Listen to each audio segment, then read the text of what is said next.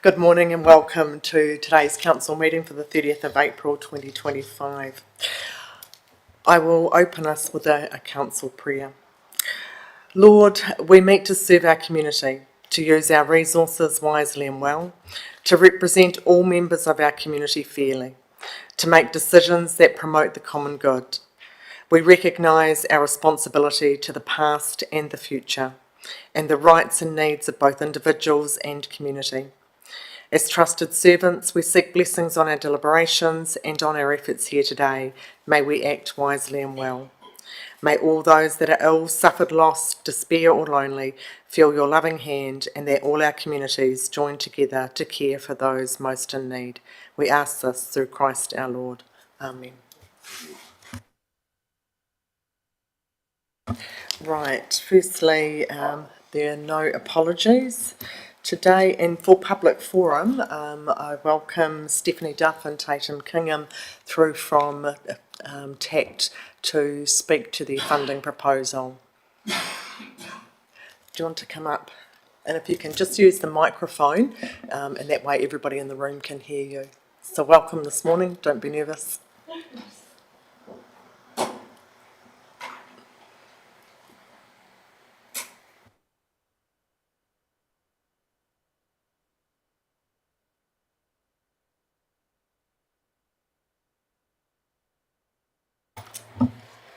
Hi everyone. Do you want me to just go through what we are looking for from the council and what our idea is with our splash pad? Is that what you're after? Yep, look, the time is yours to use just to speak to that, and it is an item on the agenda today, so anything you feel free to share, the time's yours. Cool. We'll put 5 minutes on that, how's that? Yeah. So we went to public and asked the public what they wanted Y Splash to be doing in the future.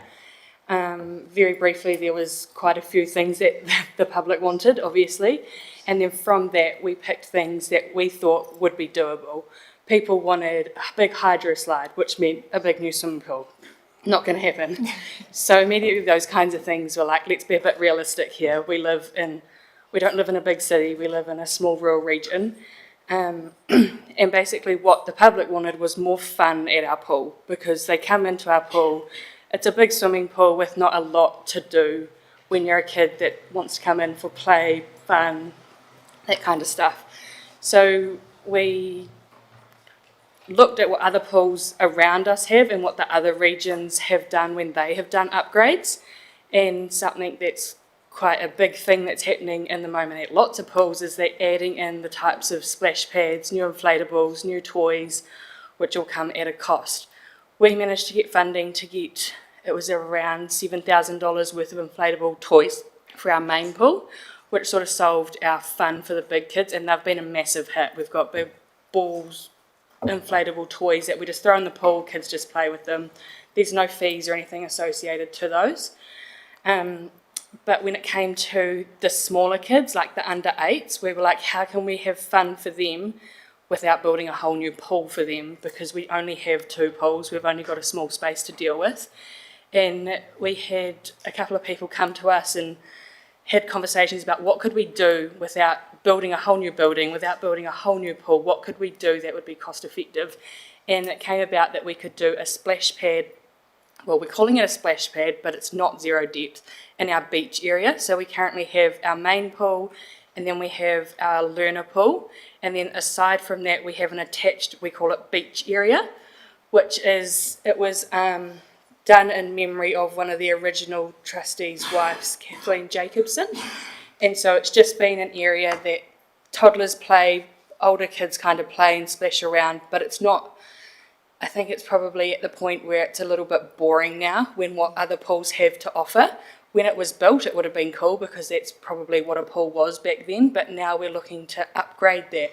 So what we've decided is if we could, essentially we rip up the concrete floor, put down a new floor and put in some toys and sprinklers into that area. So we're not changing the building wall, we're not changing anything majorly, we're just adding to what we've already got. So that the beach area itself does grow slightly, but to do this comes at a cost, obviously, like everything, and anything to do with a swimming pool comes at quite a hefty cost. So I think the total value of it came out at $354,000 to do this. That was complete. There is one area that hasn't officially been quoted by a builder, but that is being done next week. So there's like an allowance in the quote for that. But what we've been doing, we've done a couple of fundraisers ourselves so far, and we have another fundraiser in 2 more weeks. But there's a fund that opens that we need X amount of dollars in our account or approved to be able to apply for that fund for. Tatum might be able to clarify the exact details of that for me because I'm a little bit blurry there. That's okay. So just elaborating on that. So at this present stage, we've raised about $20,000 from the Golf Day tournament. We have applied through ECCT, and they have just recently conditionally approved a grant of $50,000 towards a splash pad. The condition for that is that we raise their remaining funds, and that's when they release their funds. So far we're sitting on $70,000 potentially to apply through Lotteries Facilities Fund. We need to raise $115,000 to qualify for that criteria to apply for 2/3 of that fund. We have also applied for funding from Monty Fair Brothers, but we're still waiting for their decision. So we're hoping today that with the TDC Recreational Fund, that we can gain some more funds towards the splash pad to meet that criteria and apply for those funds in June, which will be closing on the 25th. So yeah, it's a bit of a ballpark, but we are positive that we can get there. And the splash pad will have a lot of benefits also for our local economy. It will bring in some visitors, and hopefully it will provide the local businesses some more profits and money coming through. Is that what you need from us? Thanks. Very perfect timing. Right on the button for 5 minutes. Well done. Councillors, while we have Tatum and Stephanie here, does anyone have any questions that they would like to ask them? Councillor Wards. Thank you, Your Worship. Great concept. My kids spend a lot of time at the beach. So you've indicated, Stephanie, though, that the footprint might be slightly larger than the current beach. So what impact would that have on your ability to do the birthday parties and everything else operationally? How would that impact on that, or limit any of the other activities you're so good at there? So we are getting lots and lots of birthday bookings at the moment. We're having about 4 every weekend. So we get 4 bookings, we get Saturday, Sunday is just literally fully booked. What we've done is, so the beach area sits slightly in from the learner pool. So there's practically a wasted space on each side. So we're using that, we're expanding sideways, and then we're coming towards the wall. I don't know the exact dimensions, but we still have space for tables, chairs, people to walk around. There's also, I don't know if anyone's been there, we have currently these blue non-slip mats, which are just, they're supposed to be helpful. They're not entirely helpful, but it's the best we can do to mitigate the slipping area there. Those will be removed. So where the beach area ends, those mats sort of become part of the beach area. The distance doesn't exceed where those mats currently sit. Does that make sense? Yes, yeah. You're not impacting on some of the other really key activity things that I know families love to do there. So just a further question, Your Worship. Really pleased that you've got the Jacobsons sign off on this. I assume it was Daryl and his dad that went there. Yeah, what was their reaction to the we concept? Daryl bring Neville down. Yeah. And he was thrilled. He was like, oh, I'm so happy to see that there's developments happening. And we said it would still remain in memory of them. Nothing would be removed of that. And I said that they would be welcomed to the opening of the splash pad. So essentially he might get to reopen it in a new form. Yeah. That would be our goal. Yeah. Thanks for honouring that. Councillor Gilmore. Thanks very much, Your Worship, and great presentation. Thank you very much. And it looks like a really cool idea. And great to see, the efforts going to try and raise external funding for a really important project. My question's a little bit different though, and if there's a new facility going into Y-Splash, I'm assuming that might come with additional operational costs. Have you given some consideration to what that might look like and how that additional cost might be funded? Yeah. So operationally wise, there is an additional pump. It's a pretty small pump in comparison to what we already have going on there. And the Trust have considered like there might be a little bit extra water usage that might be evaporated with the water that's getting thrown in the air, whatever. But we're at the point where we feel that our growth outweighs what those costs might look like. And yeah, the one that we can't control is wages, and that's one of our biggest costs. So why don't we put a little bit more out there for the community to hope that we might draw some people in to outweigh the wages expenses? Yeah. Thanks. Are there any further questions? No? Okay. Thanks so much for your presentation. That paper is on the agenda. You're very, very welcome to stay and listen to the discussion and any decision that follows.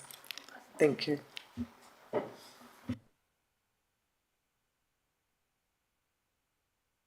Right, councillors, is there any notification of items not on the agenda? None. Declarations of conflicts of interest in relation to today's meeting. Councillor Gilmore? Thanks very much, Your Worship. Not necessarily a conflict, but just following advice from the Governance Manager, just to note in item 9.1, which is the funding request, there is a letter of support in there from Tararua Reap, of which I'm a board member. That letter was written from an operational perspective, not a governance perspective, so I just wanted to have that noted. Thanks, Councillor Gilmore, for that transparency. Helpful. No further conflicts. Thank you. Right, I'll move on to the confirmation of the minutes for the Tararua District Council meeting held on the 26th of March. Can I have somebody move those as a true and correct record? Moved Councillor Sutherland, seconded Councillor Wallace. All those in favour, please say aye. Against? Carried. Just run through page 5, page 6, page 7, page 8, page 9, page 10, page 11 and page 12. Thank you, councillors. And then the minutes of the extraordinary council meeting held on the 9th of April. Are you happy with that, to receive those as well, Councillor Sutherland and Councillor Wallace? Okay. Page 13, page 14, 15, 16, 17 and page 18. Thank you. Right, moving on to the community boards and community committee reports. Can I have somebody move the minutes of the Explore Pahia Toa Community Committee? Thank you, Councillor Franklin. Seconded, Councillor Gilmore. All those in favour, please say aye. Right, page 20. Page 21. Can I just clarify, on page 21, Councillor Franklin, did they, well, actually it might even be through, I think that Waireka does, if you take that back, the Pahia Toa Golf Club, I see the application there for an AED. They also, they fund those quite regularly through Waireka. I'm not sure if the golf club had approached that. I think I did pass that on at the last meeting. I think I'll mention that at the meeting next week. Okay. Thanks. Page 22, page 23,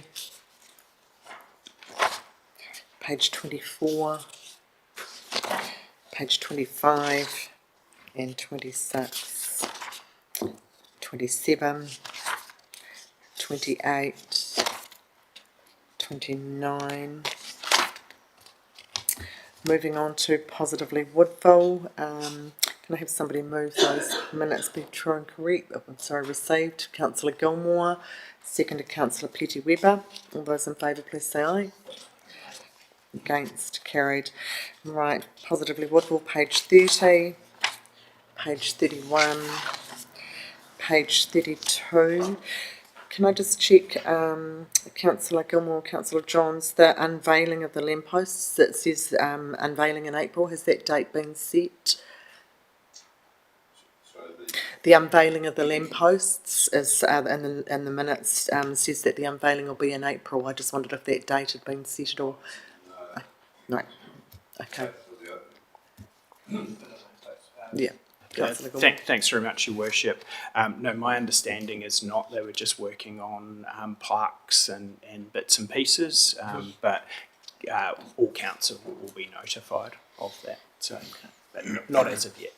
Thank you. I didn't think we'd missed it, but I have seen them. They look great. Page 33. Page 34. Right, and positively Woodville meeting for the 1st of April, page 35. Page 36. Page 37. If I can just clarify, under item 9, my report on local water done well, I'm very careful not to say that standing alone is not possible due to financing. The words that I usually use is that it is not financially sustainable. So, but I'll just make that note. Yeah. Councillor Wallace. Just a quick question, Your Worship.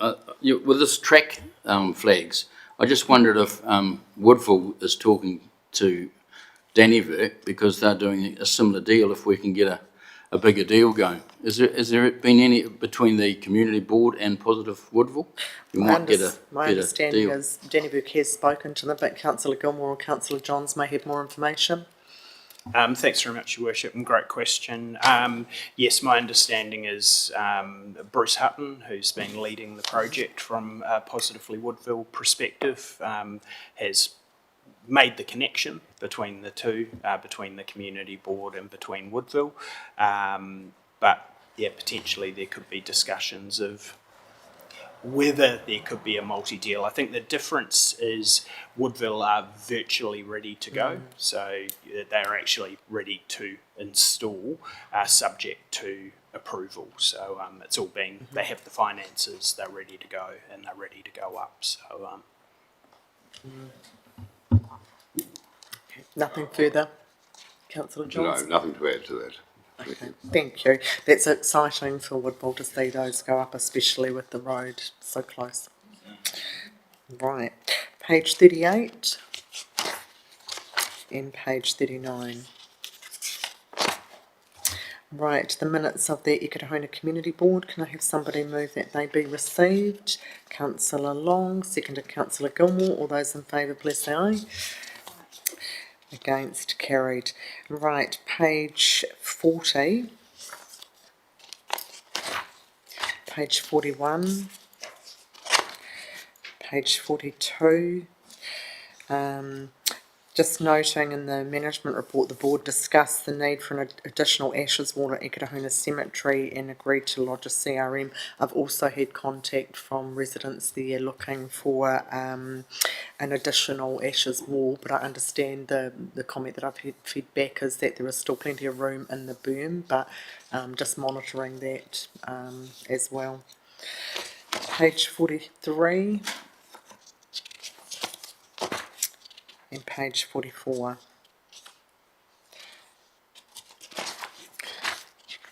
Right, minutes of the Dannyverk Community Board. Can I have somebody move those minutes be received? Thanks, Councillor Petty-Webber, seconded Councillor Johns. All those in favour, please say aye. Against, carried. Page 45.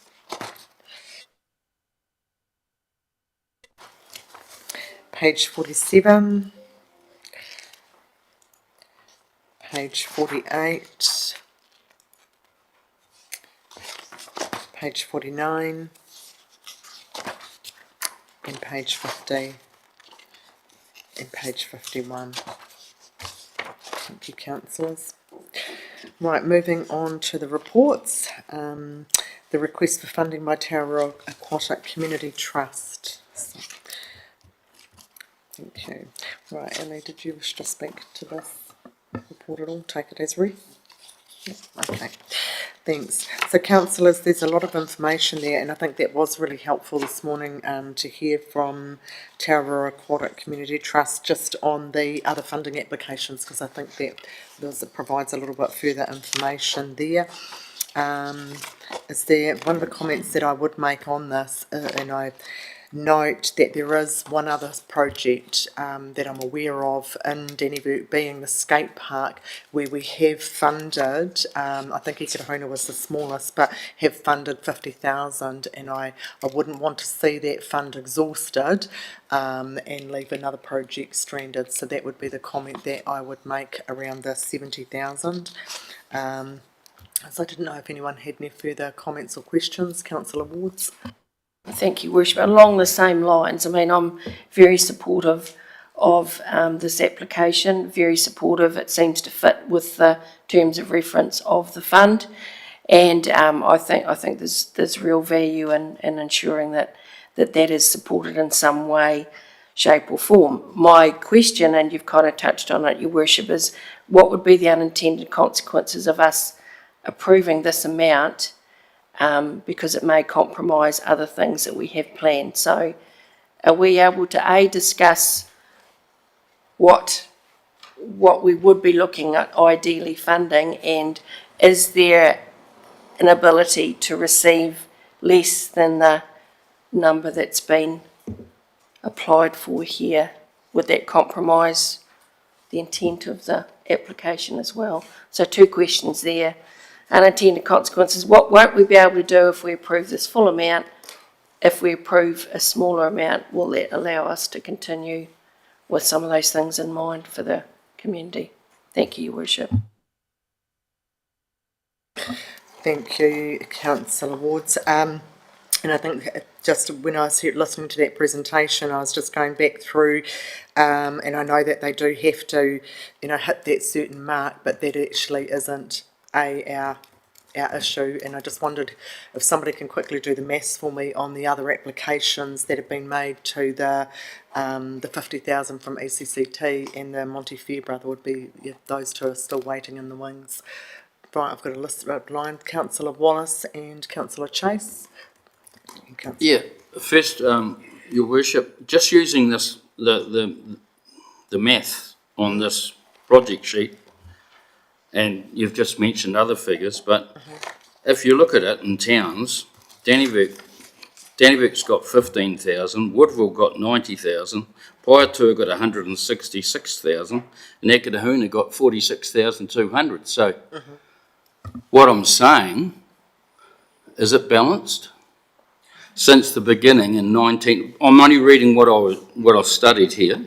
It says it started in 1999, and it currently, and it was 20,000 a year was contributed, and there's $89,440.55 left.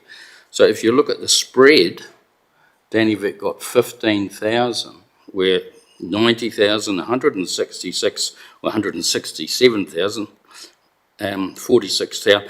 I didn't count in the 50,000 for Pukaha, Mount Bruce. I didn't put that into the equation because I didn't know where that actually sat. I think that's a district effort, but the rest of them, as this paperwork, whoever put it together, is this not the true figures? Those are the accurate figures. I think what you need to remember is that these are projects that have been developed in the community. Dannyburg hasn't had any projects that have been developed like this. They've struggled with the skate park, finding locations and different ones. So they haven't applied to the fund. I think what we're going to see is that balance out, because I think we'll get 2 applications in this year from Dannyburg. Yeah, supplementary to that, yeah. No, that's fine, Your Worship. I say full marks to the people that have got out and used it, full marks, because that's what it's there and that's what it's about. No qualm with that, but I'm just putting the history out there. And now Dannyvic has got something, let's put it that way. And there could be 2 projects going, is what Councillor Ward's saying. Thanks, Councillor Wallace, and I think that's important. We're trying to make sure that we do, have a little bit of foresight and make sure there's funding there for both of those. Councillor Chase. Yes, thank you through you, Mayor Tracy. I know that this is something that the community does want as a splash pad, possibly not just in the Tararua Aquatic Centre, but probably for anywhere in the Tararua district. So I do want to support this in some ways, but I do not support the full amount. But I'm just going to put my suggestion that when you read the conditions for how you can get this funding, it says that you must have raised at least 50% of the total project costs. That being 354 plus the additional costs that they are not sure of the total cost, and they have only raised 20,000 plus conditional funds of possibly another 70,000. But I'd be more inclined, mine is to meet half of what they have actual raised and look at giving 10,000 towards the project. Thanks, Councillor Chase. I think one of the things, and we'll have to check with Ali whether this is possible, and that is the role, and normally the other community committees that have applied for these funds have applied when they have had half of those funds. I think what Eastern and Central Community Trust have done with theirs, and quite often it's very hard to get that seed funding for the first one to allow a project to go ahead. But if I'm correct in listening to Eastern and Central Community Trust, they've committed that funding, but it isn't paid out until you have the rest. And I guess my question to Ali would be whether the council can make a commitment subject to, so it's not actually transferred out of the account. So, Ali, is that a possibility? Yes. Okay. Does that change any thought pattern for that, Councillor Chase? Is that helpful? Okay. Thank you. Right, Councillor Gilmore. Thanks very much, Your Worship. That was going to be my first question, and regardless of whether we can or not, it's whether it's appropriate for us to do so. The 50% funding seems to have been the norm, having 50% of funding first. I do actually have a lot of agreement with some of what Councillor Wallace was saying as I went through looking at which towns, and completely appreciate this is because people have put projects forward, but also knowing that we're not funding this fund anymore with new funding, it does feel very, very appropriate that the North probably receives the lion's share of what's left. So knowing that we've got those two projects is really important. It did jump out at me that we have set a bit of a precedent within the district in this particular fund of supporting skate parks. So we've done that in 3 towns. We have another town where we've received a fair bit of information on that has been working to fundraise on a skate park. So it would feel really unfortunate for us to leave them without anything. If the full funding was granted, I think it would leave about 19,500, which is, still money, but 19,500 within the fund. So that is absolutely where I'm sitting as well, of trying to work out, one, is it appropriate for us to do it at this point before 50% is raised? I'll take some guidance from the rest of the team on that, but how that should be split. So I probably wouldn't be comfortable with the full 70. Thank you. Thanks, Councillor Gilmore. I think one of the other ones that I'll share with you, councillors, is that there is a difference between funding in the northern part of the district to the southern part of the district, quite significantly. So the Waireka Trust, which I spoke of before, has seed funded projects so that they had that amount of money to be able to go forward. In the northern part of the district, they don't have quite the same access to funding and opportunities. There's 2 of the big funders within the south of the Central Energy Trust and the Waireka Waireka Trust, and a Bush Community Trust would also sit there in that southern part of the district. So they have a few more funding opportunities that really have enabled them to get those seed funding. So if I think about the Paihia Wheels Park, absolutely that seed funding came through from Waireka. That seed funding came through from Waireka for Ikirahuna. So whilst I understand the 50%, it's actually a little bit of a different conversation in the northern part of the district. And I think it's just something that we don't like to set precedents, but it is something that I would raise as a difference. And that's perhaps one of the reasons that it makes it very, very tough to get projects over the line in Dannevirke and surrounding areas. Yeah. Councillor Johns. Thank you, Your Worship. Am I correct in thinking that you'd mentioned in your address earlier that you've got 70,000 currently? Conditional, right. Add 39,000 to that. If you take 50,000 off the amount available, or still in the fund for the the Dannevirke Skate Park, leaves 39,000 approximately. That would clean the fund out, but bearing in mind Councillor Gilmore's comments about the quality of or equity and distribution of these funds, I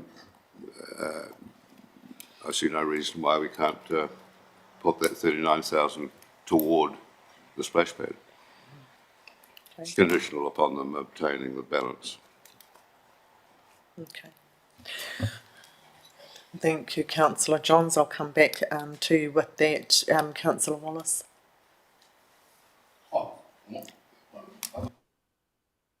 Thank you, Mayor Tracy. Yeah, just to there's two questions. First of all, one's an answer. I've got no problem giving 70, personally, because the way the maths does look, and we've got a project. That's just where I sit with this. Because could someone in the room qualify the 50,000 we gave to Mount Bruce Stage 1 Visitor Centres upgrade? Because to me, obviously that upgrade, if by the rules, it cost 100,000. Is that correct? Councillor Wallace, certainly that one was well before my time. I'm thinking that was the visitor centre. It does say that. Way back when, which is the very building that is built on Tararua District. It just sounds very cheap. It sounds very cheap if you could build that building for 100K. So I'm just saying, it's not that long ago. It's only 25 years ago. Yeah. So it just doesn't. So that's digressing a little bit, because that was taken out of part of this because that was for the whole, and because that's an interesting place we're sitting at the moment, right? But I see, the way I see it is, look, this fund needs to be, in my opinion, I put it out there, it's tidied up. We probably need to get rid of it, finish it, cash it up, or obviously the other application hasn't come through yet, and that's all to do with timing, isn't it? But as that says in 3.1, it's ceased. Okay, so it's or 3.2 or 3.3. It's ceased. So it's going to finish because of the way we're still doing, or we are now doing, the funding process. Personally, I think it's a great. And as I said, 15, 90, 166 and 42. That's across the three towns, Dannevirke, Woodville, Paihia, Ikirahuna. And I take my hat off to all of them that got in and used that fund. Thank you, Councillor Wallace. There's one suggestion there, 39,500 from Councillor Johns. Are you putting forward a second suggestion? Because I was going to come back to Councillor Johns, and I've also got Councillor Gilmore wishing to speak. But can you just give me that? I'm sitting at 70. Okay, thank you, Councillor Wallace. Councillor Gilmore and then Councillor Long. Thanks very much, Your Worship. I just want to take your guidance here, because my request might be slightly unorthodox. I am still thinking of the second project, and it is quite difficult with the second project because as Councillor Wallace rightfully says, we don't have an application, and I don't want to conflict anyone else around the table, but I do know that one of our colleagues potentially has knowledge on that process, and I wonder if it would be appropriate for me to ask that colleague a question. The Dannyburg Community Board did ask for a presentation at their next meeting, so I'm not sure if Councillor Petty-Webber's done any preparation for that presentation that you might be able to share with Councillor Gilmore. Apologies in advance, Deputy Mayor. Knowing that you would have some knowledge and involvement in the skate park project, my question would be, if you had have known that we could consider an application before 50% of funds were received, would it be likely that the skate park would have already put in an application now or earlier, so we could have considered it? Thank you for that question, Councillor Gilmore. Yes, that is why we haven't applied to this fund, because we don't have the 50% yet. I purposely haven't spoken because because I kind of have a conflict, but not really. So I thought I will let everyone else speak about it instead. Yeah, that's all right. And thank you, Councillor Erina, and sorry to put you on the spot like that, but for me it felt like that was quite material information, because if we are going to be more flexible with that 50%, and I completely support Your Worship how you've described why that might be necessary to do it, I think it is important to understand why we might not have had an application from another group. So it's not about first in, first served. It might be about a group who has not thought that they were yet eligible to apply. So I think we just need to keep that in balance. So thank you. Thank you, Councillor Gilmore. Very, very fair comments. Councillor Long, then Councillor Sutherland. Through you, Mayor Tracy, I too was looking at it exactly as the last councillor spoke about. I thought we made a commitment to another group of 50,000 from this fund on the proviso they put an application in. Am I incorrect there?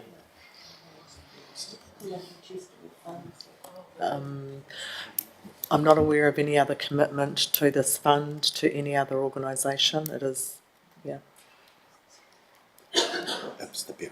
If you're thinking, are you thinking the multi-sport complex? No? That's 50k. No, not from this fund. Not from this fund. No, it did receive support through the Better Off funding for the development of plans, if that's what you're thinking of. Yeah. Councillor Sutherland. Thanks, Mr. Tracy. Could I just, I wouldn't mind just for Erin, I just want to make a comment before I ask the question, could I?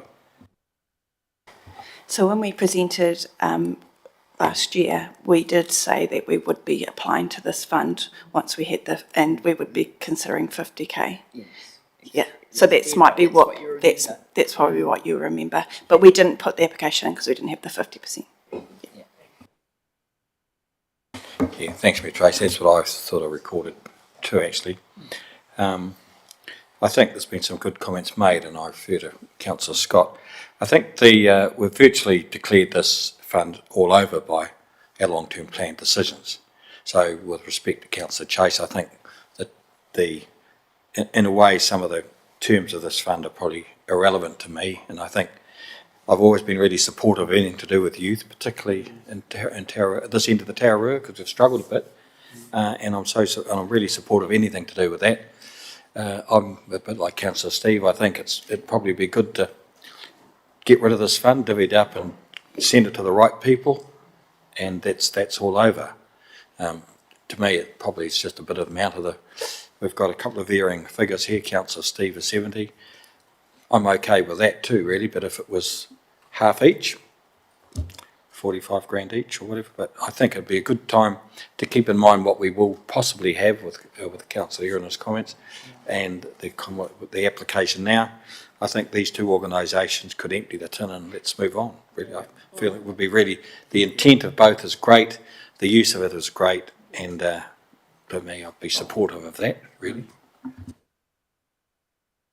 Thanks, Councillor Sutherland. Very good comments, and I certainly concur. Councillor Wallace, I'll give you one last comment, and then I'll go to Councillor Johns if you'd like to move a motion. Yeah, the question I ask is how are you going to divvy it up? So, yeah, I'm all in favour of Councillor Sullivan's. That's what I was trying to get at.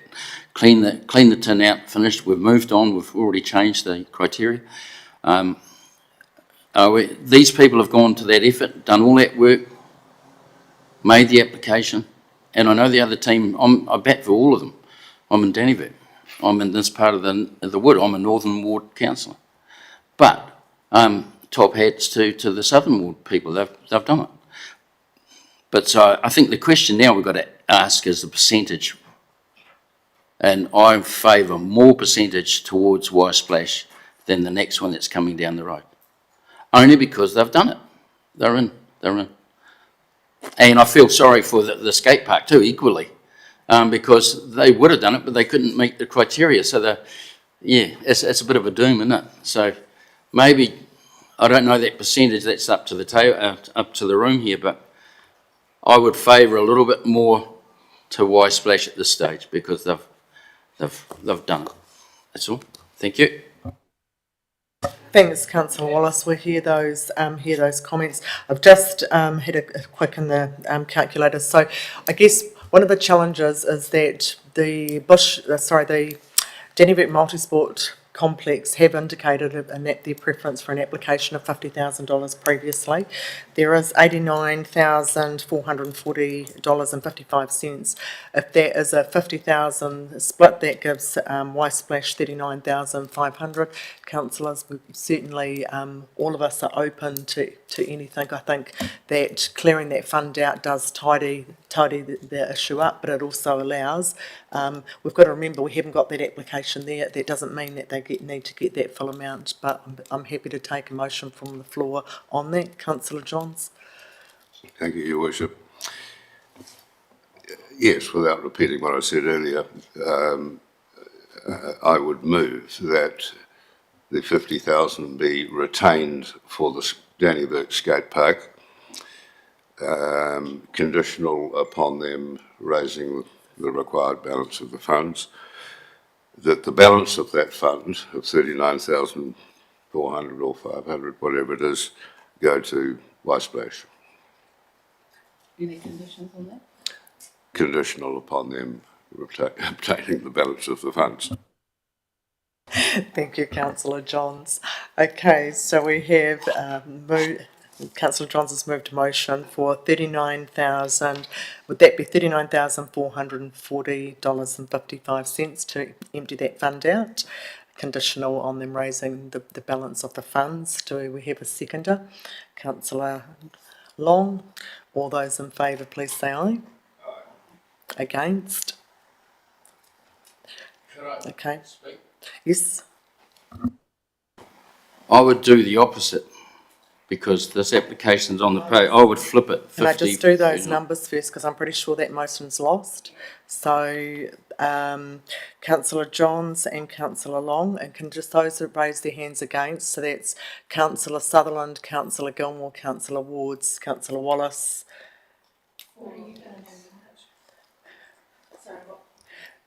So the motion was for $39,440.55. I think that at this point, yeah. Yeah. Correct. You'll do, okay.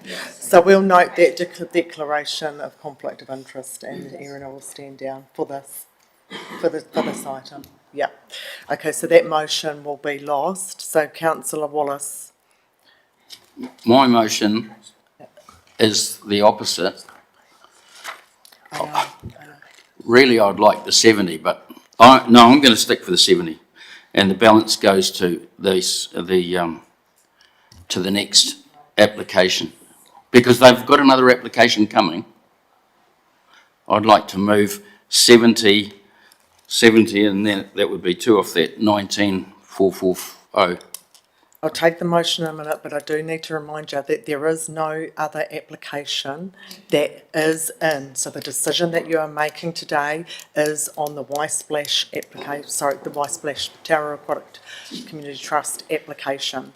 Okay, so happy to put that motion forward. So Councillor Wallace is moving $70,000 to Tararua Aquatic Community Trust. Does he have a seconder? Councillor Wallace, you do not have a seconder, so that Well, I should go for 89 then. Well, can we do that? I'll go for the lot. I'll go to the next, Councillor Wallace, because if you lost at 70, I sincerely suggest you may not get that.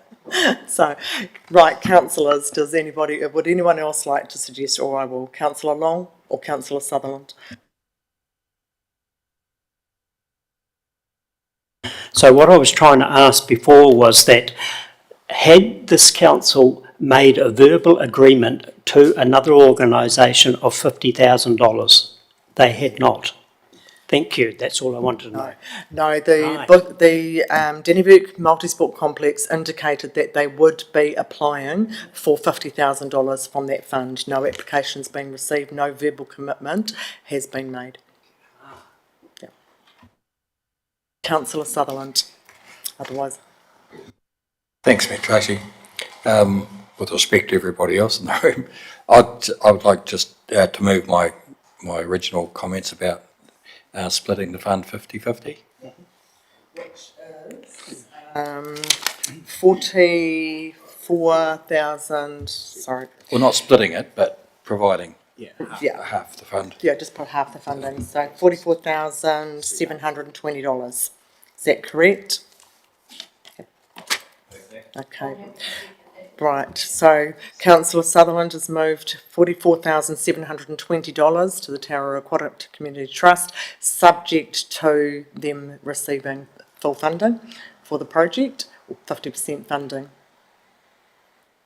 The full funding being full funding of the 300 which is when they can uplift the funds. Okay, and that's seconded by Councillor Wards. All those in favour, please say aye. Aye. Against Councillor Chase. Okay, thank you. Right.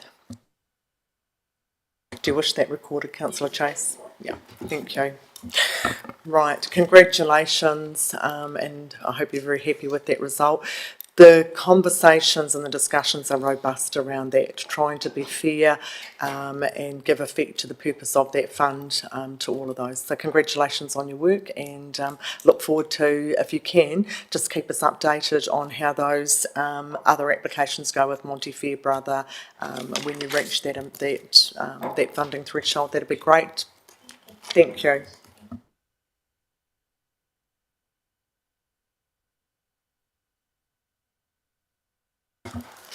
Right.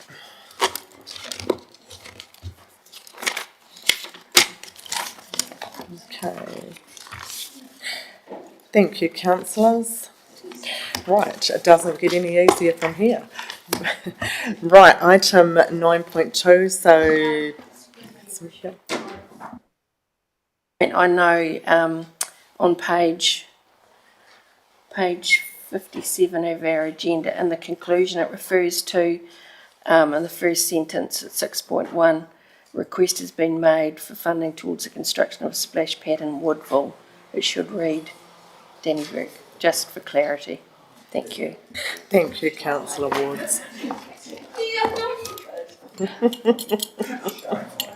Yeah. Luckily we used the title of the organisation.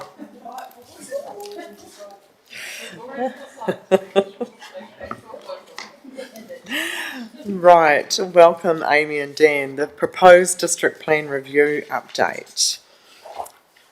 We've been looking forward to this. I guess we will take the report as read and we'll just open the floor for questions, really. Thanks, Amy. Right, councillors. Councillor Gilmore. Thanks very much, Your Worship. Interesting times in the planning space. Appreciate the update. One thing that jumped out in the report, it'll absolutely make sense, but talk of using the flexibility of targeted rates more as a interim step, so not putting in the development levies for now. Just wondering if that is something that would be available to us. Let's imagine we have the new road going in and growth materialises as we expected or quicker than we expected before we're able to finalise development levies.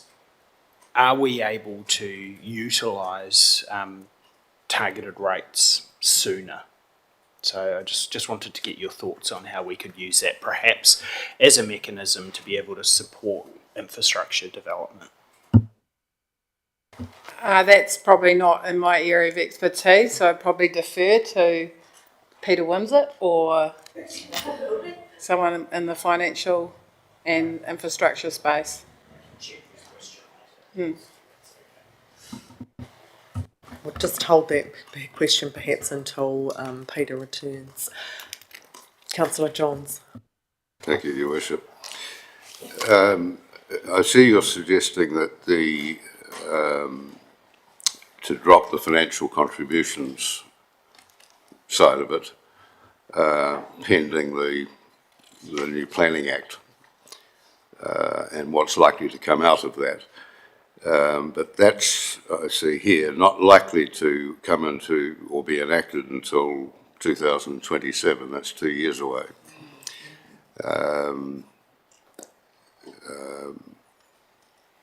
We're in a position now where within 6 months we could have the new district plan in place. And if that's the case, we need to be in a position to take development contributions or demand development contributions or financial contributions with subdivisions that will occur. And we need, otherwise we're going to miss out perhaps 2 years. We could be significant subdivisions go on that we'll just miss out on all those contributions.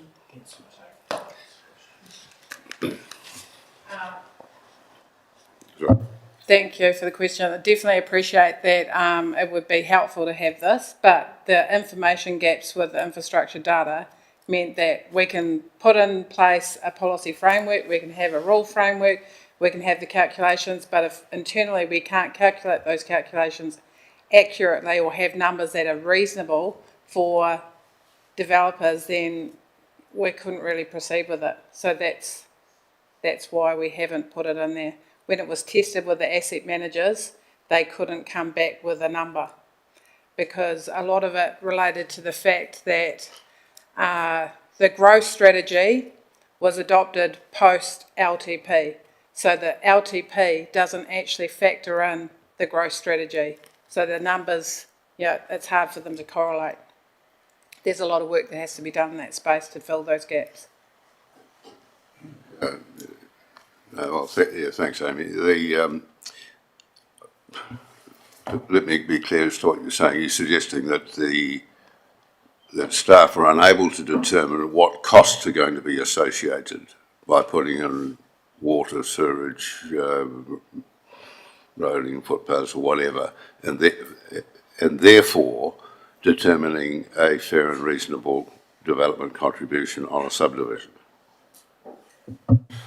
I think just to sort of back up the truck a little bit, obviously through the growth strategy we had to do an element of work around ensuring that our growth areas were feasible from an infrastructure perspective.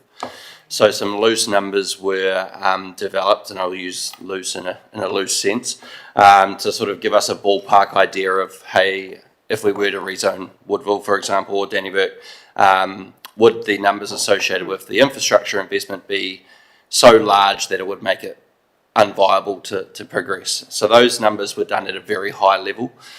From there, it's then, I guess, the asset management role to unpack that further, work into a bit more detail and start to allocate funding line items in the LTPs and phase them out over the course of that plan, so over the 10 years as to when that money would be required.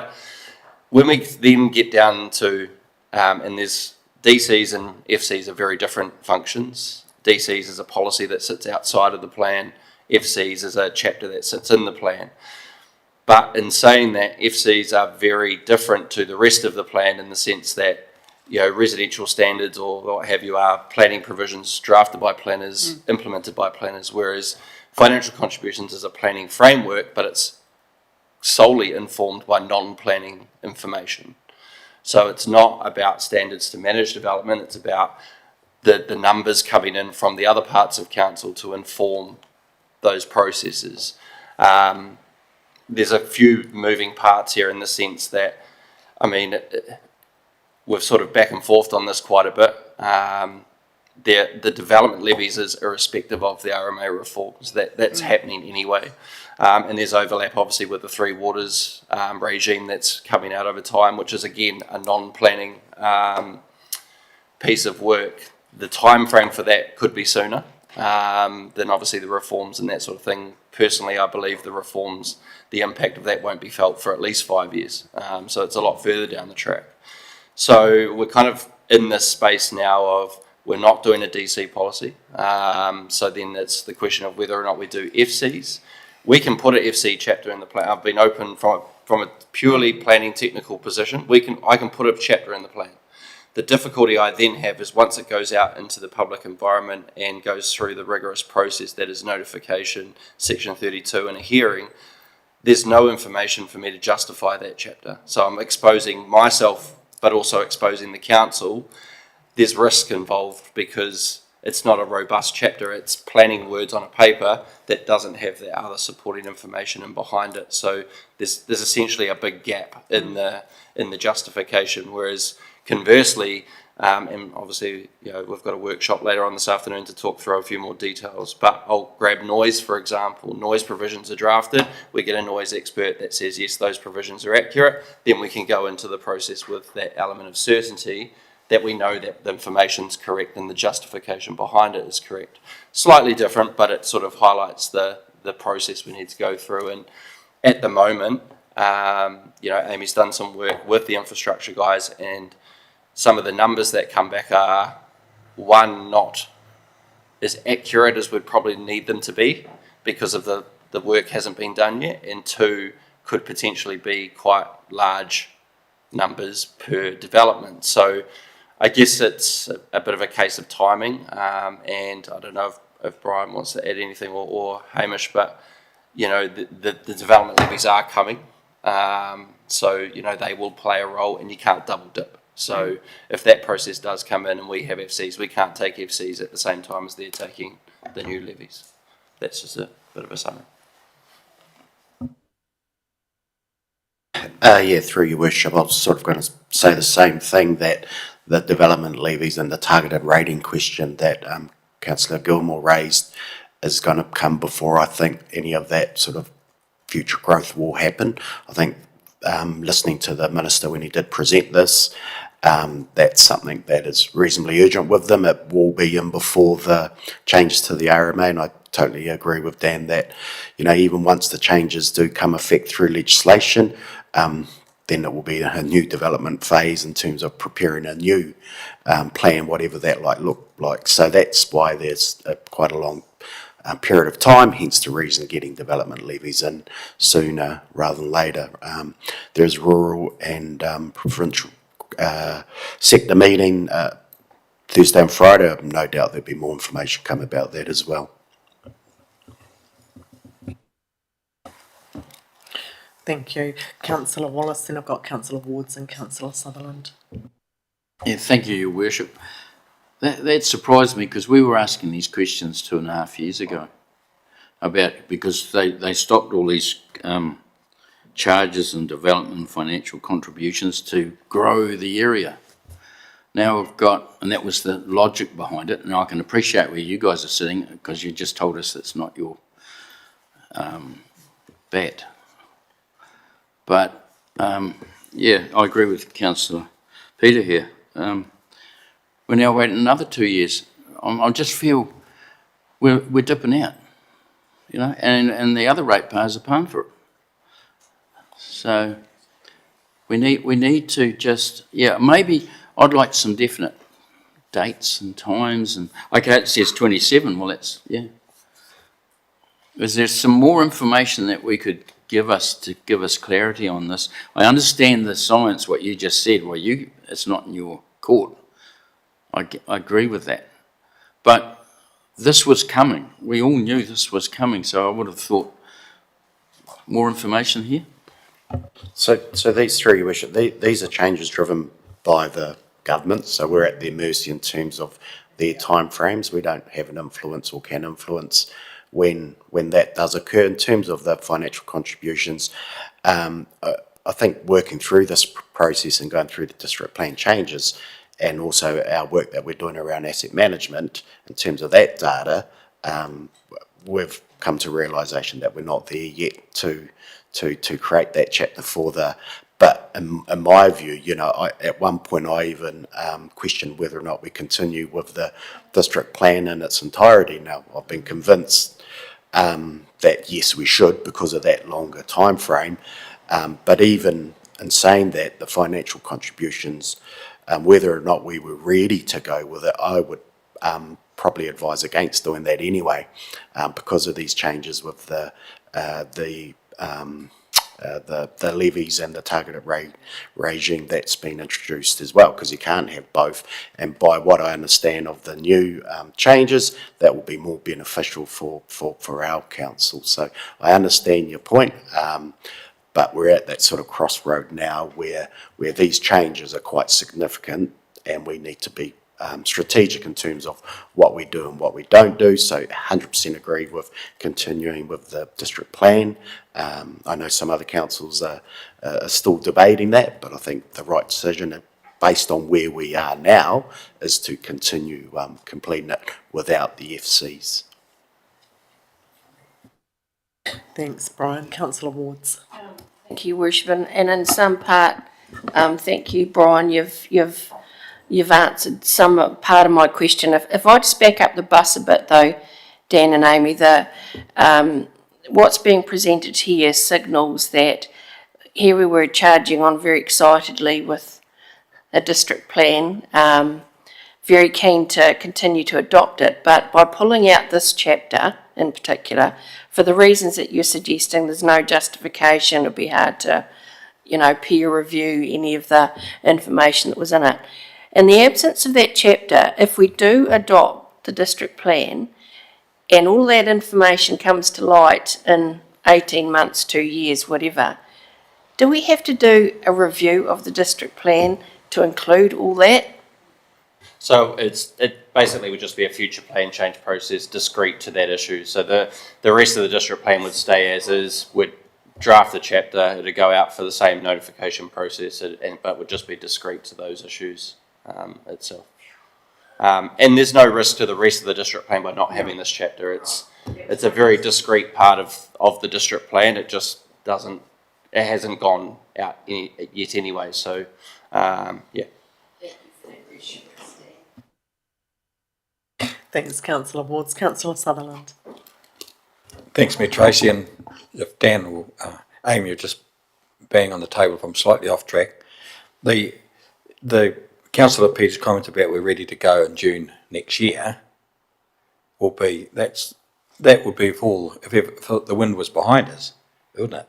But there's likely to be objections and appeals and goodness knows what else. And with a DC policy in there, you're guaranteed to get it. So we won't be ready to go, but it's more, we've talked about the policy for some years, but I don't think we've actually missed out on anything, because it was very, very complicated to work out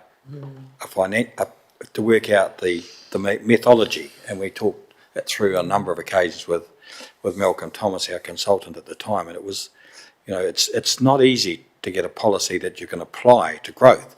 At the time we got excited, growth was there, but growth has actually disappeared on us. It disappeared really, really quickly. So we've, in my view, my personal view, we've lost nothing really. The cost of trying to implement that at high speed and do all the process of it would have cost a lot more with in-house than we'd ever got back from developers. So I don't think we've actually lost anything to this point. Growth strategy work that has been factored in up to date was, well, obviously we did that on information, but we've been proved wrong a little bit, haven't we? You know, we've gone there and we're down here now. So I think just personally, let things play out, really. I think trying to put something in to grab something, there's not a lot to grab right now, and I don't see it going to be grabbable for a little while now. But it was very, very difficult, very complicated to work out the methodology of applying it to development, actually. But that's my... Thanks, Councillor Sutherland. Councillor Johns. Yeah, thank you, Your Worship. Yeah, I hear what you're saying, Kerry. I have to say I'm not 100% sure that I understand what you were saying insofar as the issues and the complications and so on. Can I ask a question? For instance, Masterton District Council, do they have development contributions? Yes. Right. Do you know what that is per section, say for a subdivision? So there, and everybody does it slightly differently, obviously, but they've basically worked out what their growth plan looks like financially over in total. So how much the infrastructure is going to cost, the cost of the three waters, the phasing, all that sort of asset management work has been undertaken. And then from there, they've basically worked out a percentage of that total amount that they then apply to each development. So it's kind of tracked back up the line into that information to say it's not just a random number at the bottom. So what I guess, you know, again, like I said before, from a planning perspective, I could draft that chapter and include it and have that number, but there's no information to say where that number's come from and that sort of thing. So then what happens, just to give everybody the sort of the full picture, is if we were to have a chapter and that information wasn't there, then every single subdivision would have to apply, or every single piece of development have to apply for a resource consent Waiver. to not pay a FC. So therefore, you're going to ramp up their consenting cost and time and delays, because we're going to have to go through this process of basically granting a whole bunch of waivers until the information catches up. So I guess from a planning perspective, the asset management work needs to come first, and then the planning response comes out the bottom of that. Thanks, Dan. I guess to sum up, that what you're saying is we've been remiss in not doing that homework to find out what those costs were going to be. Knowing that this was coming, was before us, the work hasn't been done. That's why we're in this position. Simple as that.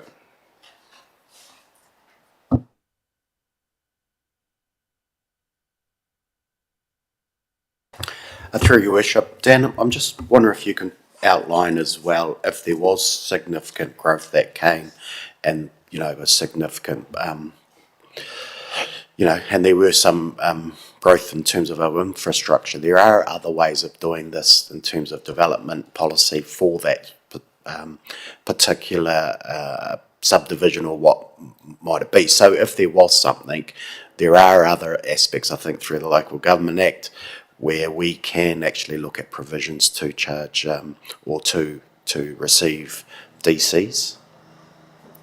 Because I note that there has been there has been policies established in the past just for one particular, it's usually something significant, but there are other options available should we need to get some investment into that growth area.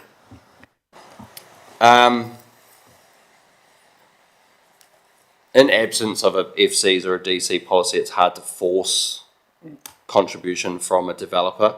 But in saying that, we have to remember that Mr. Developer comes in to do his development. He has to pay for his infrastructure. That's part of the development process. It's not council pays for all the pipes in the ground and all the roads. The developer pays for his roads, his pipes, his connections, all that sort of thing. What we're talking about is betterment. So it's the wider network and the capacity of the wider network to include that growth. So the developer is already coming in and having to fund quite a lot of his process, his infrastructure provision. Some of the network will be ready to go, that it can be connected straight into, and we don't need to do upgrades or improvements. Equally, the way the subdivision chapters are drafted or include is that there needs to be provision for infrastructure in place before subdivision to go ahead. Now, council can have its timing and its LTP processes, and it says, well, we haven't allocated money until year 7 of the LTP for this upgrade. Mr. Developer's coming in year 2. If you want to go ahead of time, then yes, that cost would, if you want your development to go ahead, would be borne by yourself. So it's kind of done through that channel. It's all about timing, and it's all, sort of around, at the end of the day, the LTP, it needs to have some provision for growth in it. That has to happen. I think it's not necessarily that the work just hasn't been done. It's that, it's a process. The growth strategy came first. So work was done there. Now it's taking that information and going into the next level and the next level of detail and that sort of thing. So it will come, but then again, the strong advice, not just from internal but also external parties that are entrenched in this space, is that there's, putting it bluntly, in lack of a better term, there's no point in council doing this at the moment with the impending changes to development levies and everything else that's coming from central government. It's best, and that's, I don't know if councillors remember the work we did with Rationale. Rationale, a very reputable company in this country that live and breathe this stuff every day. We went to them for advice. They came back and said, you're best not to do anything at the moment and let the changes take place. So there's just a lot of moving parts. And we're best to get prepared for those development levies, get all that infrastructure data so we are ready to go. I know there's work underway at the moment to cost that out even further rather than the high level numbers that we had to start with, but it'll take time. And my advice would be that when this plan change, and I think the other thing to remember with a district plan process is if one thing gets challenged, it doesn't hold the whole document up. It's whatever, the issues get separated out and different things will come operative at different times. But the key thing is to have that LTP picture in place before zoning happens or at the same time, so they do coincide. So as I said before, when developers do come in, they know where council's at in terms of providing for growth, and if they either align with that timeline or they work with council to alter it. There's always a lot of public-private, other councils have been involved in, developers have really wanted to get stuck in and get things moving, so they can go through a process of entering into a public-private arrangement with the council specific to that development, where both parties work through the issues and the costs and the infrastructure, agree on a way forward, and then it happens. So it's not that there's no options moving forward, it's just that there's not a formal policy in the plan or next to the plan. So on a case-by-case basis? Yeah. Yeah. Thanks, Dan and Amy. I've got Councillor Gilmore and Councillor Wallace. Thanks very much, Your Worship. Just quickly, completely understand and appreciate that, so thanks for the explanation. I know we don't have the expertise in the room to talk about the targeted rates, which is fine. I think I just wanted to be maybe a little bit clearer on what I was looking for, because I think there's sort of two parts to this section of government making some changes to make targeted rates easier so they could be used in place of DCs, and that potentially will come through in 27 as well as part of that. What I'm really keen though for staff, and not to get an answer now, but staff to have a look at, because I think it is clear there is a desire to make sure that we, if we do see substantial growth, that we are getting as much as we possibly can as a contribution. My understanding is there is already fairly creative things that can be done with targeted rates under the existing framework. Not as much as what will be able to be done in the proposal, but I'd like staff to actually give us some information about what might be possible under the existing regime with targeted rates if we moved into that scenario. So not a piece of work to answer now. I think it actually requires a little bit more analysis. So that's my request, Your Worship. Thank Thanks, Councillor Gilmore. I'll take that down as an action point for the Chief Executive and we'll put that in the minutes. Councillor Wallace. Yeah, thank you, Your Worship. No, you actually covered off what I was thinking. It's about missing out, really, and what the way you described what you were doing, because that is the big, like, you develop something, and those pipes have got to go into other pipes, and then that water's got to get treated, and we've got to get water to there and power lines and everything else. I like the positiveness in the room that we're going to get all these developments, so I just want to, hand on heart, know that we're ready to go, and I'm putting and trusting in you guys are on the page, going forward. So, because that's the big thing, we've got to be ready, and as our CE said, the central government's changing things, but I don't want to be sitting there going, we're not ready. And all these guys, because Fielding, I think they 35 grand contribution, and up Masterton must be 50 or 60k we're missing out per section. So I just want to make sure in concrete that we haven't missed something. So with your assurance, which you just gave us, I thank you. Thanks, Councillor Wallace. I'm sure you'll sleep better tonight knowing that. Right, thanks, Dan and Amy. If there's no further questions, Councillor Sullivan has one. One little bit, Mayor Tracy, and just going back to Peter, one of the things we were really concerned about was with growth. We've got growth happened in an area that we didn't expect entirely. It's gone on for a few years now, which was in the rural sector. And we saw that we were missing out. Most of our growth was chopping up subdivisions in the rural sector, which didn't reflect on our infrastructure so much, but it did roads. So we thought and then we had those conversations going back 2 or 3 years that what the heck were we going to do? There were methods maybe with other parts with the Local Government Act and entering, as Amy mentioned before, entering into arrangements with the developer to try and get some money out of it there. But I'm not sure whether the changes here will apply to the rural sector. We have made alterations in the district plan with areas and things, but I can see that will continue probably in the Tararua district because it's reasonably affordable still. So, but we were thinking, how could we grab some money at that area? And that's not necessarily helped by DCs using asset computation. So it was a little more complicated, and it's not actually any less complicated right now, but it was just how we could grab money there without creating a hell of a problem with the developers and ourselves. So.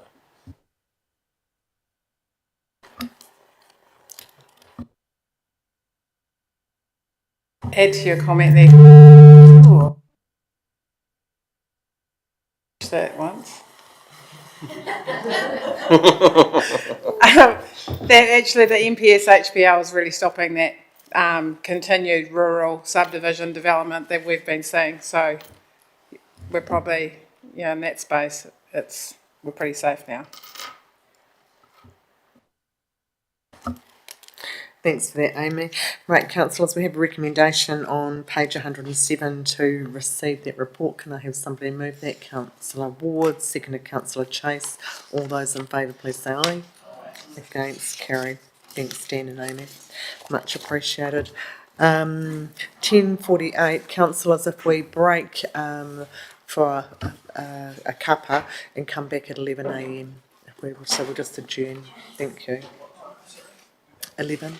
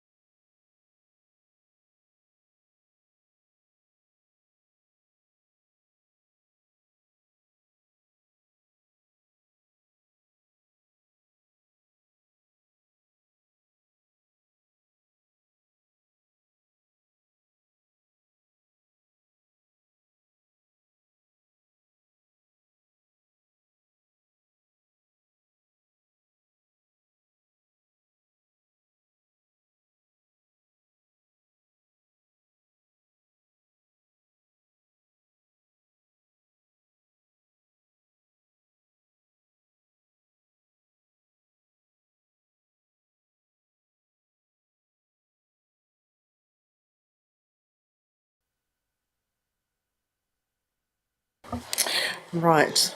Welcome back, councillors. The next item is 9.3, the proposed dog registration fees for the 25-26 year. So welcome, James. I'll hand over to you. Thank you. Through your worship, this paper can be taken as read. It's simply the annual dog registration fee proposals that we need to get adopted prior to all the other fees and charges that are adopted later, so that we can comply with legislation and people can have their dog registered on the 1st of July. Right, Councillor Wards. Thank you, Your Worship. Two questions, please.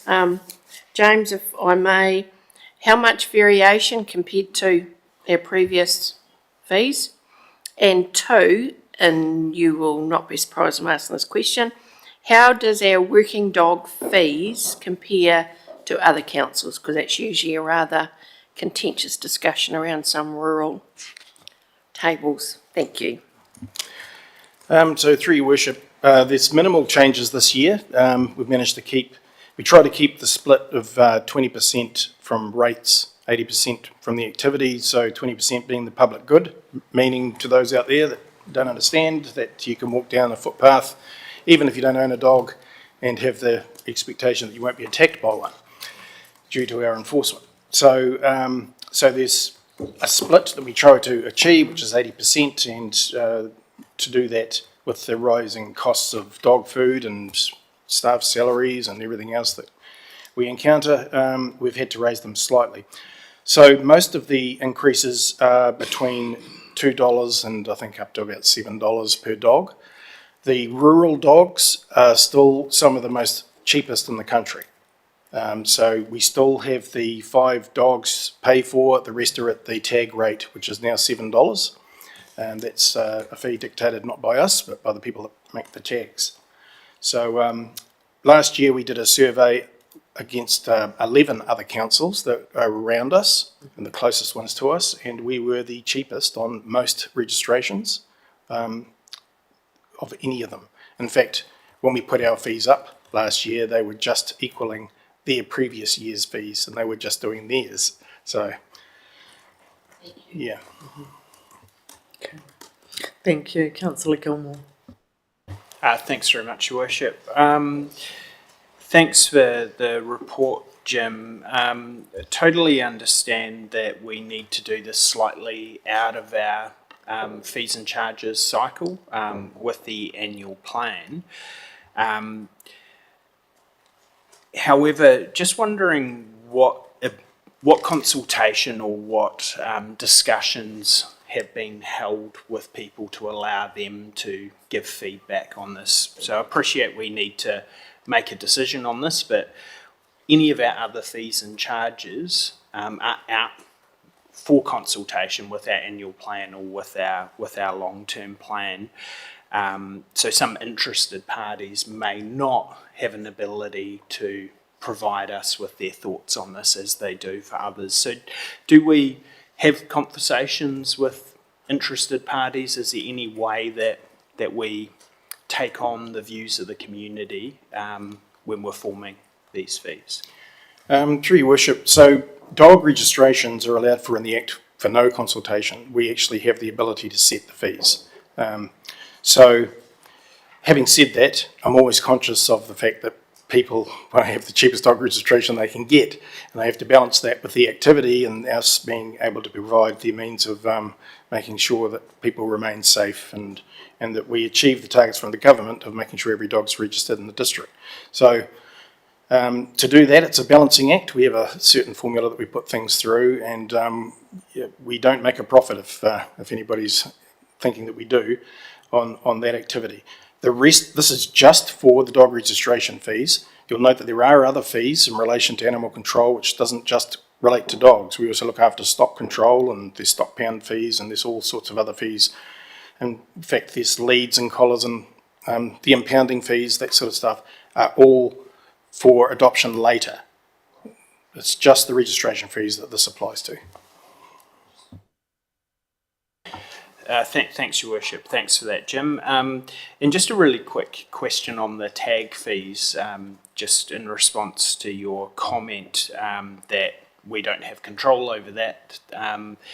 So the $7, is that literally the cost we pay per tag, or is there a margin included within that? I believe there might be a margin of around 20 or so cents. We rounded it up because it's very difficult at the counter to keep doing cents and things like that. So, yeah, but it's virtually the cost. Councillor Long. Through you, Mayor Tracy. Jim, could you define working dog, please? Working dog can be, the actual definition of a working dog is found under the Act, and it's quite specific. So it includes things such as dogs working for customs, dogs working and certified to work for DOC, police dogs, and dogs kept exclusively for and able to demonstrate farm herding and that sort of thing. So you can't use your fox terrier or your chihuahua on your farm and claim it as a farm dog, because it doesn't come under that category. And we have many people try that every year. Thanks. Councillor Petty-Weaver. Just on that, Jim, is it like would a hunting dog, would that be classified as a working dog? Through you, Your Worship, no, it's not. Like I say, that it's specifically outlined what each working dog category is under the Act. Okay. So, yeah. Thank you. Councillor Long and Councillor Johns. Oh, sorry, Jim. I thought you just said a hunting dog that was verified by DOC.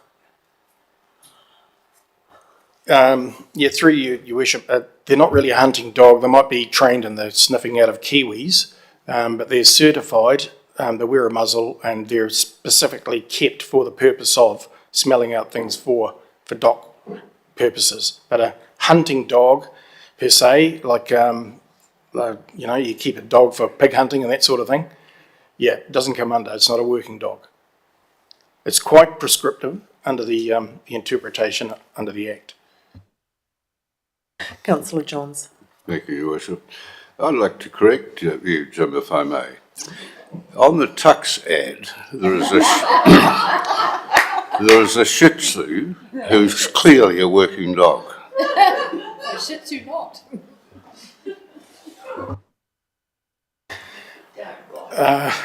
Through Your Worship, I'm not privy to that little Shih Tzu ad.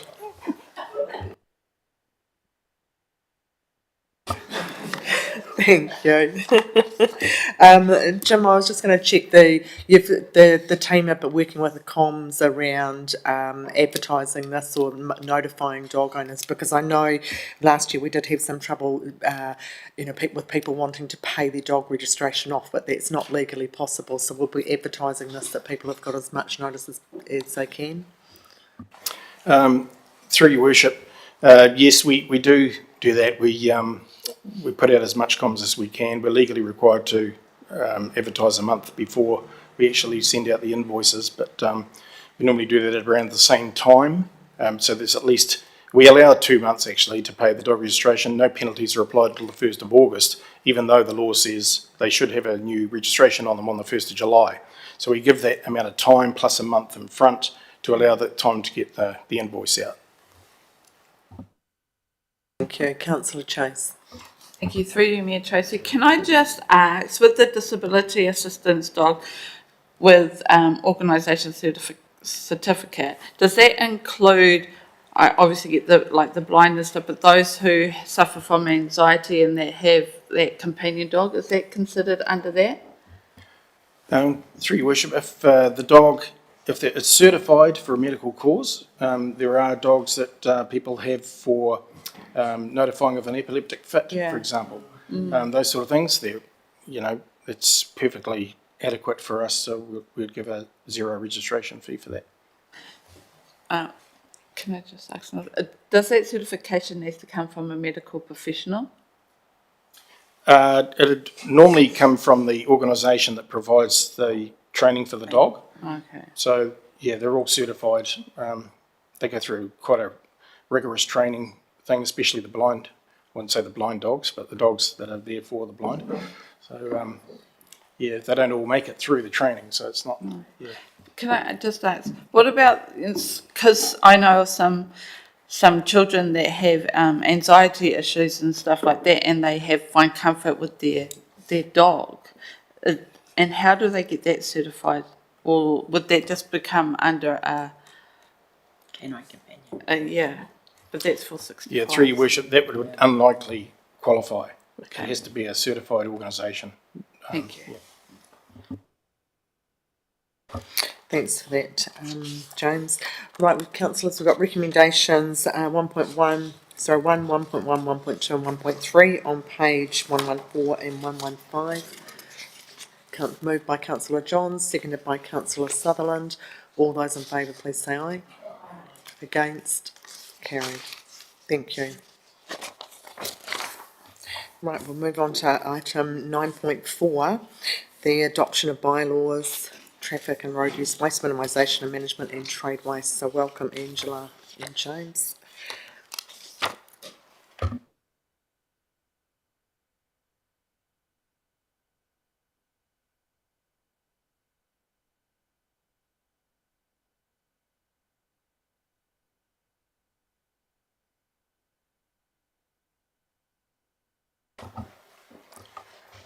Good afternoon, everybody. Morning. Is it still morning? So we have these 3 bylaws to adopt, having been out to consultation, with 2 of them not receiving any submissions. We do have one additional recommendation for this meeting, so that it confirms the removal of Section 3A of Schedule 3 of the Public Places Bylaw upon the adoption of the Traffic and Road Use Bylaw. If we could please add that. Yeah, it's, just to clarify, that's Schedule 3, Clause 3A. Yes, sorry.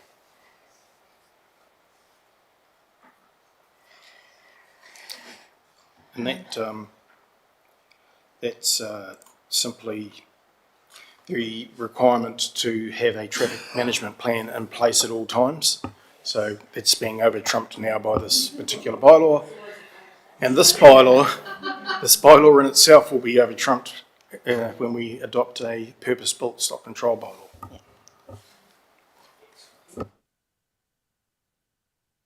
Does anyone have any questions around those? We do have one change to the recommendation just with the effective date.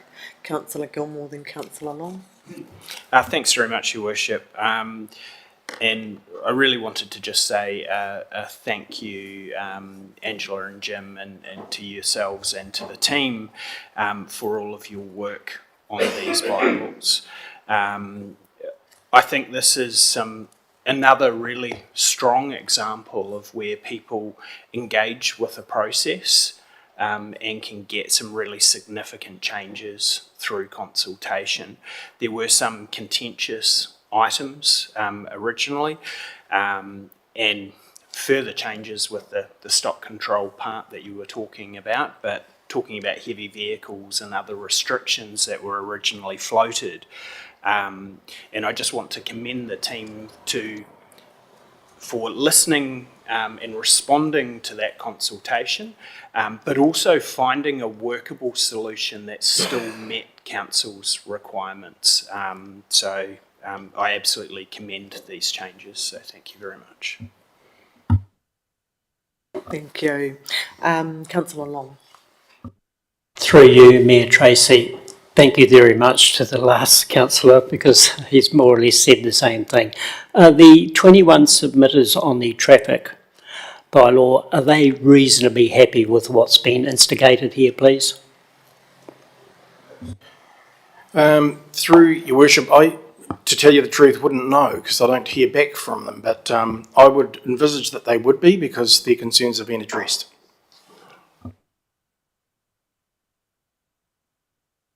No, I certainly concur. I think the work and effort that you've both put into this and the pragmatic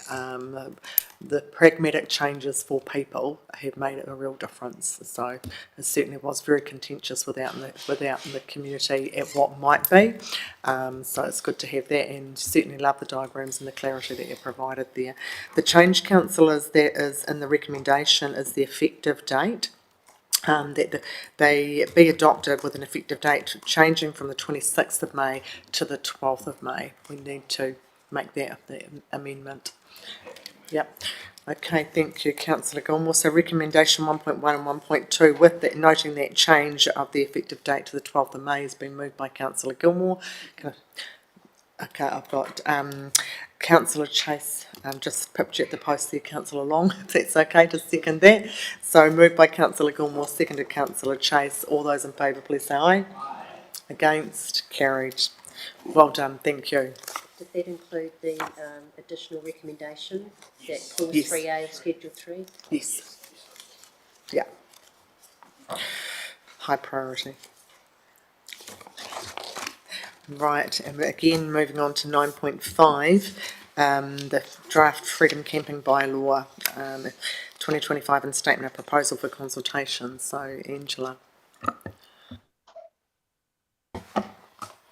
So hopefully the report has given you all the background and that you can see reflected in the bylaw what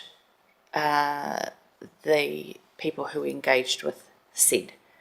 I think we've done a very good job of matching. Through your worship, yeah, just to add to that, the Freedom Camping Bylaw, just to remind councillors that we applied for funding a couple of years ago to central government when they made changes to the self-containment rules and some freedom camping rules under the Act.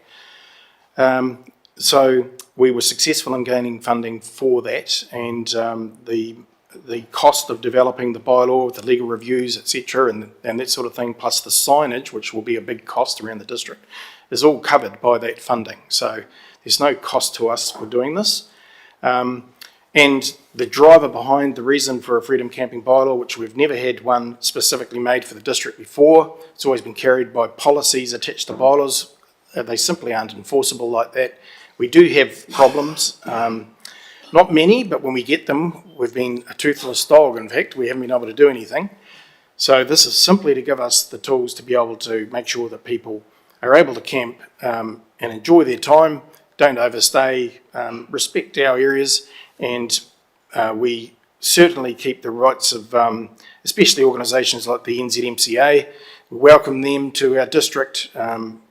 We have many places that you'll see where you can camp, and we certainly encourage freedom camping and visitors to our district, and this bylaw will help to outline for them clearly one place to go to find the rules, where you camp, where you're not allowed to camp, and make things a lot easier.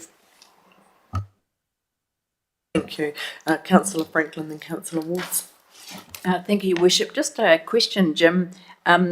Recently when we discussed the Freedom Camping Bylaw, we talked about the vehicle that was moved on from the little esplanade area at Hopelands at the bridge. It had been parked up there for some time. It was a big bus that someone was living in, and it was sitting on what was they call the esplanade, the little bit of land down at the river. That is now relocated to another place that's council land, and I just wondered whether there's any regulation against where it is currently parked. It's not visible from the road, it's well hidden, but it's the occupant of it, the owner of it is, I can't think of the right word to use, a little suspect. What I'd recommend there is just to put a CRM in, and we'll follow it up. Okay, yeah, no, my husband actually saw him down there and he took a photograph of it and then rode his e-bike back towards Carisbrook Road, and next minute the guy was standing in the middle of the road. He'd seen Graham, and fortunately a farm vehicle came along and the guy took off, but he was very menacing, so I'll file a CRM. Thanks. Okay. Thanks, Councillor Franklin. Councillor Wards. Thank you, Your Worship. Can you please explain, Angela or Jim, 7.1.4? You note in there the proposed prohibition to freedom camping in a 50k speed zone. Now, I might not have this correct, but the foreshore at Akatio has a speed limit on it. So is that clause saying that freedom camping is prohibited in that area? Through your worship, not if it's specifically outlined further on in the bylaw, which it is. So Okay. there's areas outlined for Akatea that are purpose-built for freedom camping. Perfect, thank you.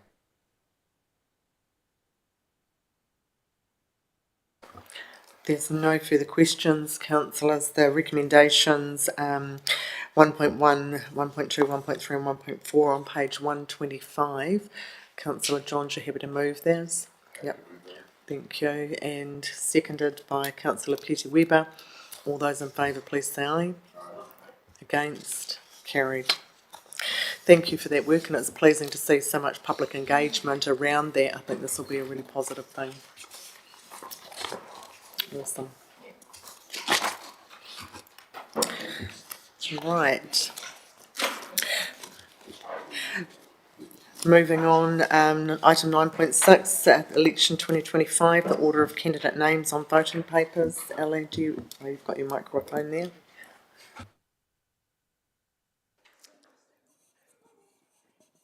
So this probably won't trigger the camera coming my way, but unfortunately we have a problem with one of the batteries in our microphone, so we're one short. The purpose of this report is to seek a decision from Council on the order of candidate names for the coming election. In the default of any decision, it will be alphabetical, but for the past number of elections we have used the random order of candidate names, which is deemed to be the most fair for all candidates. Yeah.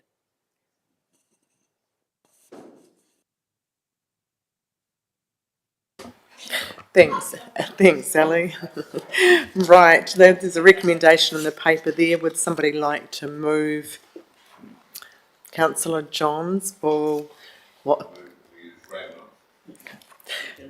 Thank you, Councillor Johns. Seconding that, Councillor Long. All those in favour, please say aye. Against? Carried. Well done, Councillor Johns.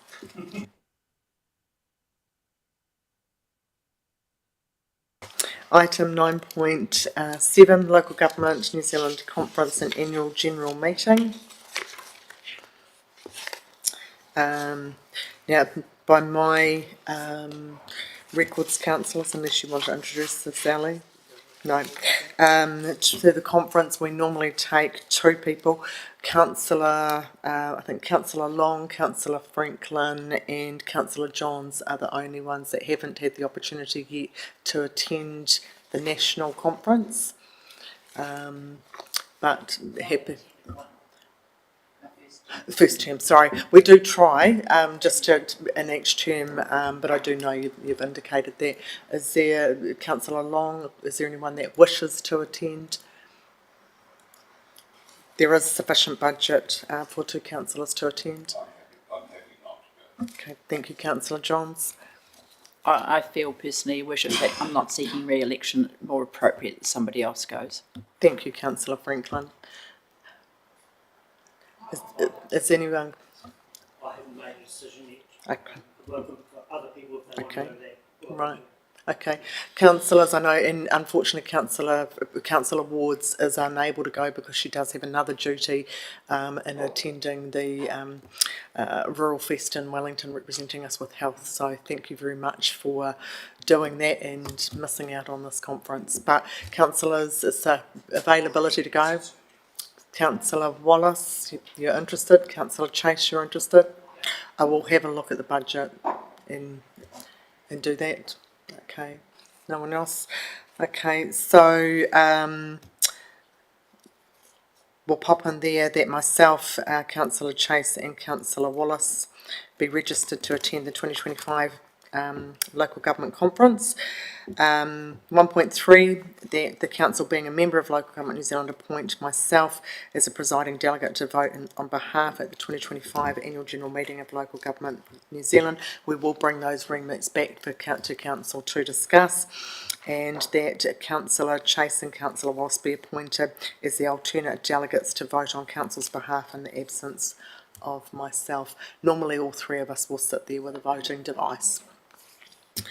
Okay, I'm happy to, okay, thank you Councillor Sutherland. Moved Councillor Sutherland, seconded Councillor Petty-Weber. All those in favour please say aye. And if anyone else is keen, if you can just check those dates, because we have had incidents in the past where somebody is sick at the last minute, just to let me know so that we can do that. And I thank you Councillor Gilmore for taking that up last year. Always plays to have a backup plan. Right. Item 9.8, request for information under the Local Government Official Information Act. Ellie, do you wish to speak to this at all? No. So we'll take this as read. So very, very always interesting to find out just what people are interested in and what is, I guess, front of mind within the community. I always take plenty of time to go through that and read those. No one's got any questions or comments. The recommendation on 1.1 is that we receive that. Can I have somebody move that? Councillor Gilmore, seconded Councillor Wallace. All those in favour please say aye. Against, carried. Councillors, I did include the letter from the Honourable David Seymour in regards to school attendance. I have had a look at that. Currently certainly working with the schools, but on different matters at this point, but I thought I'd put that in there for you. Any suggestions, and we'll certainly take those on board. Right. Okay, moving on to portfolio reports. Does anyone have anything in there? This evening I will meet the head of the new Polish delegation tonight in Parliament in preparation for Flag Day. So look forward to meeting them. Councillor Wards. It might just be timely to briefly note the Rural Health Network meeting that Mayor Tracy, Councillor Allison and I attended. The Matt Ducey, who's the Associate Minister of Health, had been requested by the Rural Health Network to do a bit of a roadshow around New Zealand. The closest we could get was Hora Whenua. So we were part of a contingent. It was a very positive, very robust presentation from the Minister, and there was a panel of health professionals and health workers that responded to quite a diverse range of questions from the group. Mayor Tracy didn't let us down. She was the first one up to look Matt Ducey in the eye and tell him in no uncertain terms what needed to happen in health. But I just wish to make these comments because the value in having local government representation in these arenas cannot be underestimated. Those sort of forums are usually full of health professionals, clinicians and organisations that have contracts for health, but the value in having a wider spectrum from local government is certainly to be valued. So thank you for taking the initiative, Mayor Tracy. I know there was other things going on, but certainly appreciated, and I know that we were appreciated being in that room. So thank you. Thank you, Councillor Wards. And I know initially when we did enter that room, I think it was largely Horowhenua and some Palmerston North people there. They did look and sort of think, you know, why is Tararua here? But that was our closest meeting. It was important that we were there. I do thank Councillor Sutherland for both moving the infrastructure, climate change and emergency management meeting and having all three of us online there. But it was important that the Minister heard from us directly that these are the plans that you're sharing, but this is actually the effect and the impact that's happening on the ground. I did fill out the, and we stayed for the entire time. We worked very hard in that room, but I did put our comments and our details up so that we kept fully informed of that. But I also made a couple of other contacts just in regards to drug testing and results on our wastewater ponds to see what we can. I had looked into that previously, where they will come back to me with some information around that. I think it is helpful to understand that normally we wouldn't be entering this health space in quite this with quite this weight, but I agree. And there was one rural fest that I went where I was the only mayor in the room. Right now they need the power of the mayors and the councils around this district to sort out health. It is the number one issue here, where if people, you know, we can have our road and open up access and growth, but if we don't have healthcare and access to that, it's very, very difficult. So it is a space that we are working in. So I acknowledge and do thank Councillor Wards for attending, removing yourself from local government conference, because I did say to her, one of us needs to be here, you know, which one is not going to attend. So I do thank you very much. And it is disappointing because I had talked to other rural mayors about having that strong presence in Wellington to support them as they talk. So the Rural Health Alliance is one of the strongest in the country, and they certainly have all our backing at the moment. So thank you. We look forward to that, and I thank you very much, Holly, again. So thank you, Councillor Sutherland, for having us all online for that meeting. It was good, so when I get some further information, I'll let us know. There's no other further reports, nothing to update on the skate park. No items on the agenda. Public excluded. Can I have somebody move that we move into public excluded? Thank you, Councillor Chase and Councillor Wallace. Thank you everyone for today's meeting. Councillor.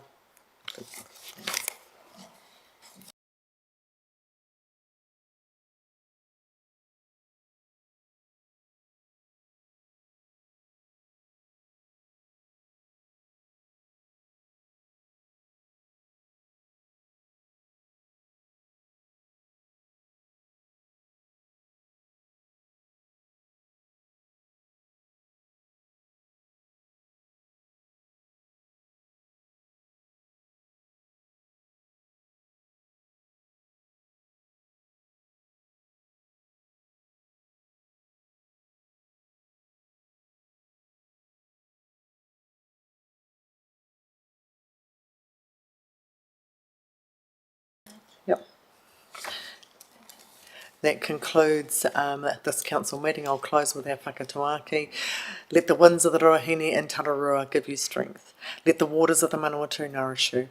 For we are the pounamu of Te Tāpiri Nui o Whātonga. Kia ora.